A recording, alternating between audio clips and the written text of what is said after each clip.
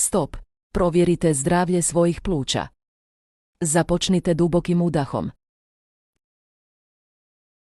Nastavite disati. Zadržite dah.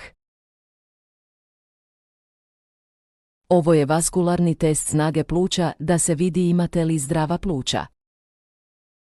Ovo je težak test za mnoge ljude, posebno za one koji puše ili vape.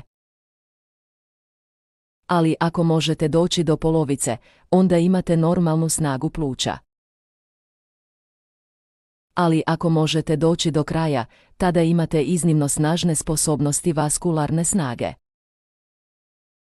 Ako želite brzo dimljenje, idite u komentare i kliknite na link.